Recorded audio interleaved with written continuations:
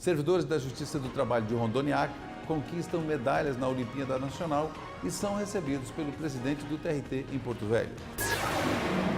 Trabalho seguro é assunto de palestra na Termonorte em Porto Velho, proferida por juiz do trabalho da 14ª Região.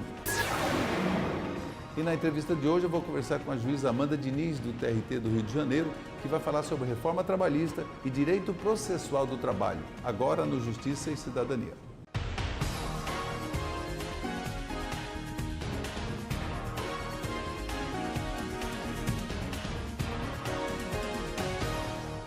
Servidores da Justiça do Trabalho nos estados de Rondônia e Acre conquistam medalhas em Olimpíada Nacional e são recebidos no TRT em Porto Velho. 34 servidores do Tribunal Regional do Trabalho de Rondônia e Acre participaram da 17ª Olimpíada Nacional da Justiça do Trabalho entre os dias 22 e 28 de setembro em Blumenau, Santa Catarina. Depois que nós chegamos das Olimpíadas de Vitória, nós passamos o ano treinando de segunda a sábado para ir lá nas Olimpíadas agora em Blumenau e ter uma excelente participação. Com 12 medalhas nas modalidades atletismo, ciclismo, natação e pesca, eles foram recebidos pelos colegas servidores e magistrados em uma cerimônia em Porto Velho. O presidente do tribunal ressaltou a importância do esporte. O tribunal ele motiva e incentiva que todos os servidores, magistrados possam participar dessa Olimpíada, dos Jogos, por uma questão de esporte, de saúde mesmo, e também tem um aspecto da confraternização, tem o aspecto da superação de desafios pessoais, de metas pessoais, do foco em um objetivo. Mas as medalhas não foram a maior vitória. A Olimpíada serviu de superação, como a história do Edivaldo, que saiu da UTI direto para o esporte. Minha participação era uma incógnita, né? Porque eu tive um problema cardíaco e estive na UTI por 2 vezes. Então, depois que a última vez que eu saí, não deu um mês, não sabia até onde eu poderia ir em termos de competições, porque eu precisava de alguns exames complementares. Mas mesmo assim, eu tive que mudar algumas provas de participação. Mesmo com esse empecilho, ele ficou em 6º na modalidade de tiro e ganhou a medalha de bronze no salto à distância e no nado borboleta. Outra servidora com uma história de superação é a Alessandra Felizardo, que superou a obesidade graças ao esporte e faz um apelo para quem está na mesma situação.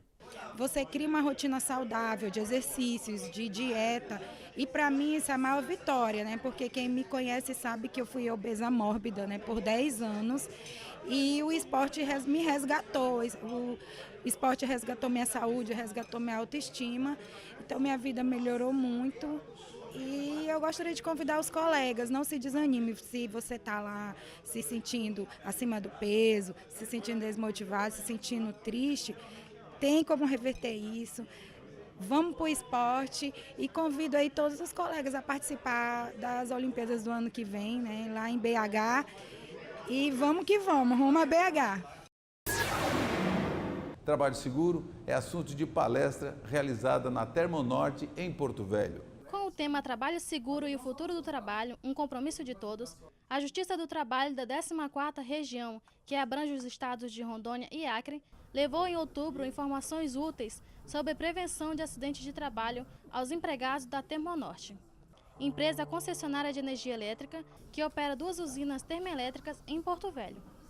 Como parte da programação da 17ª Semana Interna de Prevenção de Acidentes de Trabalho, organizada pela Comissão Interna de Prevenção de Acidentes, CIPA, o juiz do trabalho titular da 8ª Vara do Trabalho de Porto Velho e presidente da Associação dos Magistrados da Justiça do Trabalho da 14ª Região, AMATRA, Antônio César Coelho, apresentou dados extraídos do Observatório Digital de Saúde e Segurança do Trabalho, com números sobre tipo de acidentes, mortes registradas e gastos da Previdência Social. A gente só pode se defender daquilo que a gente conhece. Então é importante para os trabalhadores ter a noção, primeiro, que o acidente é algo real, é algo passível de acontecer e que a nossa segurança, o excesso de autoconfiança nos deixa muitas vezes próximos a um acidente. O magistrado falou aos trabalhadores sobre as transformações nas relações de trabalho promovidas pelas plataformas digitais. É outra realidade que a gente tem que dar conta disso, para que a gente possa se preparar para o que está se avizinhando e o que já, na verdade, já é realidade em muitos países, e o Brasil tem crescido cada vez mais, que é a alteração na forma de trabalhar. Eu levei ao pessoal a importância de ter uma liderança que não apenas executa uma atividade, mas conheça e se preocupe com o todo, com o coletivo, com os trabalhadores que estão envolvidos, para que a gente consiga trabalhar, ter uma vida profissional que seja enriquecedora e que não tenha nas suas estatísticas o acidente como algo presente. O presidente da CIPA e supervisor de operações, Sidney Salles, ressaltou a participação da Justiça do Trabalho na 17ª Semana Interna de Prevenção de Acidentes de Trabalho. E a gente fica muito feliz porque são tratativas dadas, né, para agregar, né, na realidade, conhecimento mais para os colaboradores, né? Às vezes as pessoas ficam muito assim, sem saber o que realmente acontece, né? Então, eu acho que veio agregar valor para a CIPA, né, nesse trabalho que a gente tem relativo à segurança no trabalho, né, que não é um trabalho mensal, é um trabalho anual, né, esse trabalho da CIPA. E eu acho que essa palestra hoje deixou bem claro para as pessoas o que é segurança do trabalho e o que deve ser feito para a segurança do trabalho. Só serviu para bater mais uma vez na tecla de que a gente realmente está na direção correta, né? Está indo para essa direção mesmo, porque aqui nossos SMS, questão de segurança no trabalho, eles batem muito nessa tecla de segurança. A gente cuida muito um do outro, então assim, serviu para a gente ver o quanto a gente está evoluindo nesse meio, né? A Termonorte, empresa concessionária de energia elétrica, foi criada no estado de Rondônia, onde opera 2 usinas termoelétricas. E no próximo bloco, eu vou conversar com a juíza Amanda Diniz, do Tribunal Regional do Trabalho do Rio de Janeiro, da primeira região, que vai falar sobre a reforma trabalhista e direito processual do trabalho. A gente volta em instantes. Na parte processual da reforma trabalhista, que já é uma reforma bastante ampla, que modificou muitos artigos da CLT, quase 100 artigos, na parte processual houve a mudança de 40 artigos.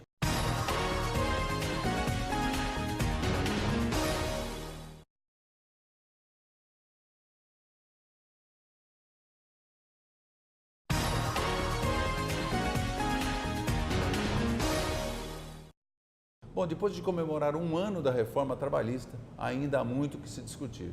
E nós vamos conversar no programa de hoje com a juíza Amanda Diniz, do Tribunal Regional do Trabalho do Rio de Janeiro, que vai falar sobre a reforma trabalhista, seus reflexos e também sobre o direito processual do trabalho. Doutora Amanda, seja bem-vinda aqui ao Justiça e Cidadania. Muito obrigada, Celso. Eu que agradeço o convite de poder participar desse programa. E não é a primeira vez que... Posso chamar de você? Lógico, deve, por favor. Não é a primeira vez que você vem a Rondônia. Já participou de encontros de magistrados aqui, promovido pela Escola Judicial do TRT da 14ª Região, e agora a segunda ou terceira vez? Terceira vez. Terceira vez que vem por aqui. Então é sinal que edificou e na verdade, somou muito para o aprendizado e ampliação do conhecimento de todos que fazem a Justiça do Trabalho de Rondônia e Acre.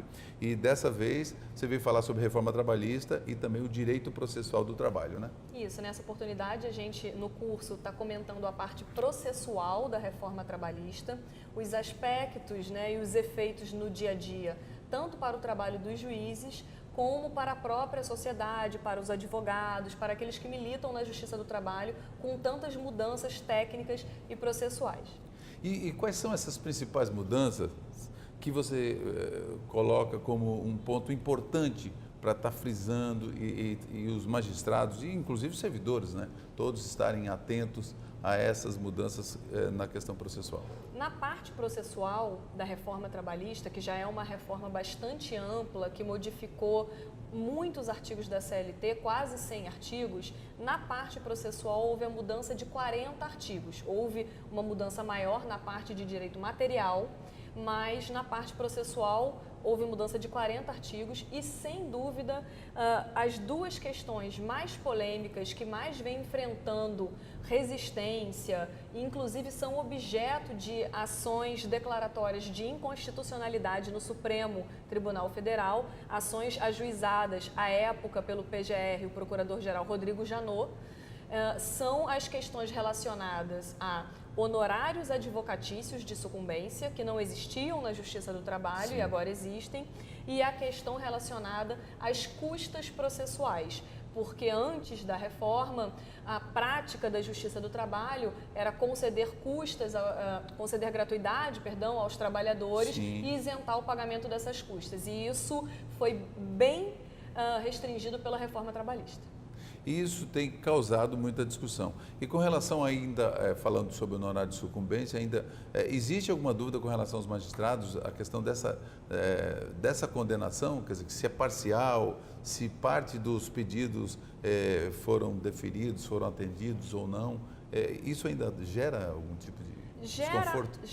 Gera a seguinte dúvida entre os magistrados, porque quando nós temos, por exemplo, numa reclamação trabalhista, 3 pedidos, em que, por exemplo, o primeiro pedido é julgado procedente e os outros 2 julgados improcedentes, não necessariamente isso gera dificuldade para o magistrado, porque eu tenho pedidos separados que foram ou totalmente procedentes ou totalmente improcedentes. A situação que gera desconforto é quando nós temos, por exemplo, os mesmos 3 pedidos, mas um é julgado totalmente procedente, o segundo totalmente improcedente e esse terceiro parcialmente procedente. Então, esse terceiro do parcialmente procedente gera a controvérsia porque, por exemplo, se esse terceiro pedido, parcialmente procedente, foi um pedido de indenização por danos morais. Originalmente, o trabalhador pretendeu, por exemplo, R$10.000. O juiz do trabalho julgou parcialmente procedente para condenar, por exemplo, em R$2.000. Aí fica aquela divergência. Vai gerar honorários porque o pedido foi de 10, o juiz só deu de 2, mas o pedido foi julgado procedente, mas em valor inferior. O pedido em si julgado procedente. Então, agora o quantitativo... Exatamente, perfeita interpretação. A interpretação que os tribunais superiores fazem, que o STJ, inclusive em outras ações, já pacificou, é no sentido de que a gente analisa o pedido. Então, se o pedido de danos morais foi julgado procedente, ainda que não naquele valor originalmente pretendido, ele é considerado procedente, não vai gerar honorários para o reclamante pagar para a reclamada, e aí ao contrário, vai gerar honorários para a reclamada pagar ao reclamante. Agora, isso já é meio que pacificado? A maioria pensa dessa forma ou está bem dividido esse pensamento? Quando a reforma trabalhista entrou em vigor há um ano atrás, era alvo de muitas dúvidas.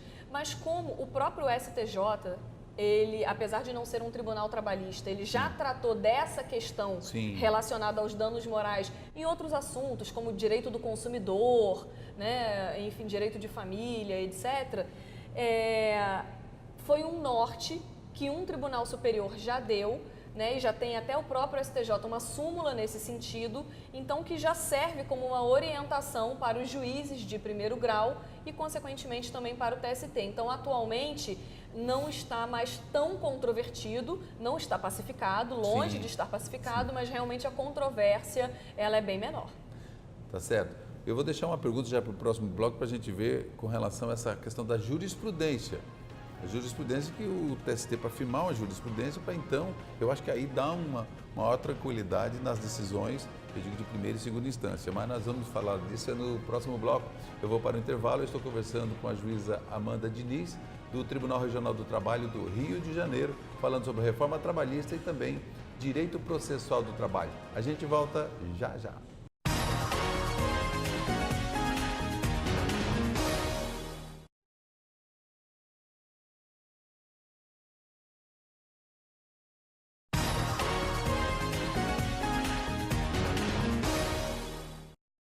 Estamos de volta agora para o terceiro e último bloco. Eu estou conversando com a juíza do trabalho, Amanda Diniz, do Tribunal Regional do Trabalho da Primeira Região, com sede no Rio de Janeiro, no estado do Rio de Janeiro.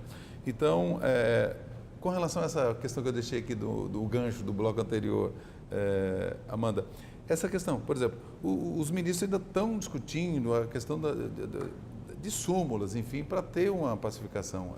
Como é que está essa questão, na sua opinião? Essa questão não está nada definida.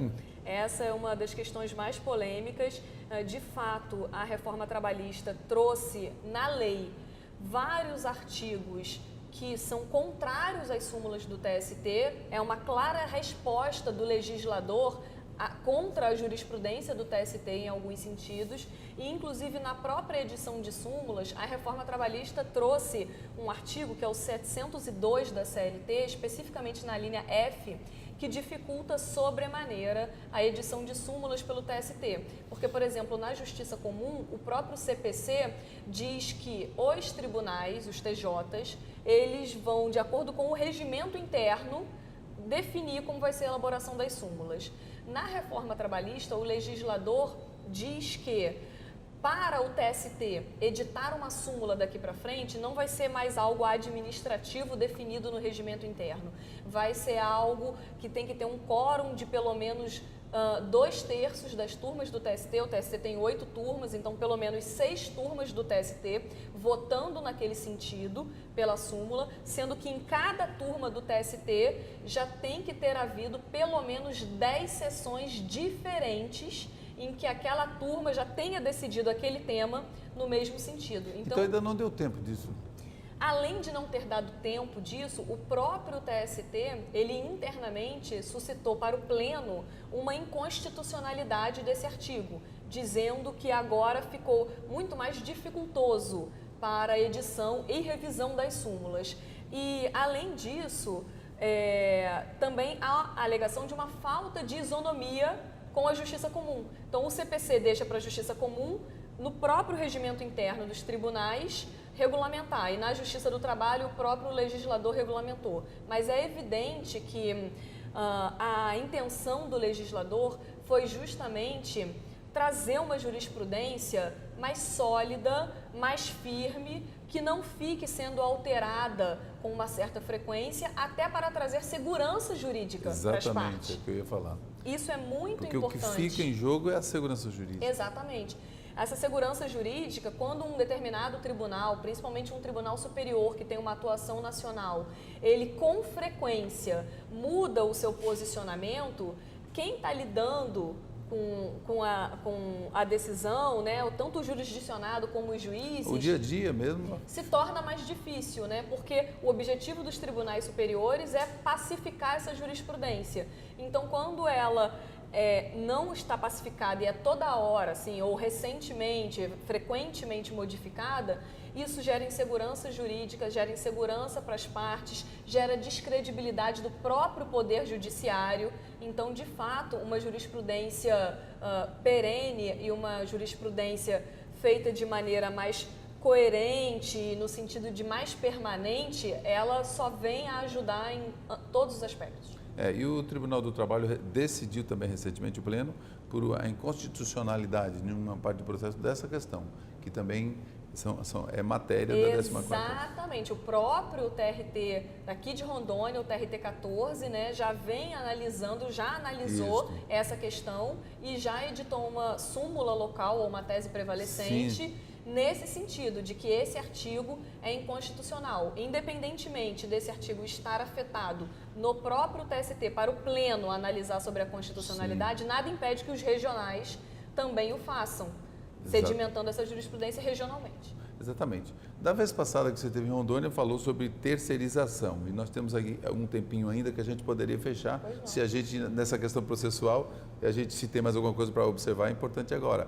Mas também... Não, podemos ir para a terceirização, que é um tema também terceirização, bastante interessante. Infelizmente nosso tempo é tão curto, mas eu gostaria que, por exemplo, a terceirização, ela foi recentemente que o Supremo ele pacificou isso, a questão, decidiu sobre terceirização. Quais os reflexos dessa terceirização, que já foi pacificada como para todas as questões, a terceirização generalizada? Como é que a senhora avalia? O Supremo ele analisou os dois aspectos da terceirização, principalmente relacionado à terceirização em atividade fim. A reforma trabalhista já trouxe a possibilidade de terceirização na atividade fim, na atividade principal da empresa. O Supremo já decidiu uma ADIM sobre isso, dizendo que é possível, e também já decidiu recentemente, há 2 meses atrás, dizendo que mesmo nas terceirizações de atividade fim, que foram celebradas antes da reforma trabalhista, quando não havia lei tratando do tema, nem proibindo, nem autorizando, também é possível. O STF ele fez, na verdade, uma análise entre dois princípios constitucionais, o princípio da livre iniciativa privada e o princípio do valor social do trabalho e da proteção do trabalhador. São dois princípios que aparecem diversas vezes na Constituição e sempre próximos, porque sempre são ponderados para saber até onde pode ir a livre iniciativa privada e até onde vai esse valor social do trabalho. Tem que ser bem resguardados ambos os princípios. Fato é que terceirizando a atividade fim da empresa, eu particularmente não vejo necessariamente como algo ruim. Na minha opinião, eu sempre argumentei que o aspecto maléfico da terceirização não é se é em atividade meio ou se é em atividade fim. Não está aí o problema, na sua opinião? Para mim, não era o cerne da questão.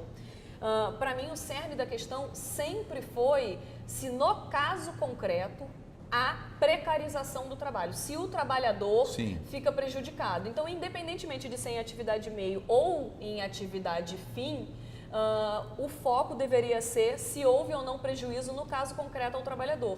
E a gente tem exemplos de terceirização em atividade fim que não geram esse prejuízo, como, por exemplo, nas empresas do ABC de São Paulo, montadoras de veículo, que o TST nunca declarou ilícito, né? É em atividade fim, mas é um exemplo claro de não precarização de trabalho. Os direitos dos terceirizados, nesse caso concreto das montadoras do ABC de São Paulo, são mantidos. Infelizmente, não é o que acontece na maioria das terceirizações em atividade fim. Agora, quando às vezes a empresa está mais preocupada com o lucro, vai terceirizar por conta de aumentar a margem de lucro.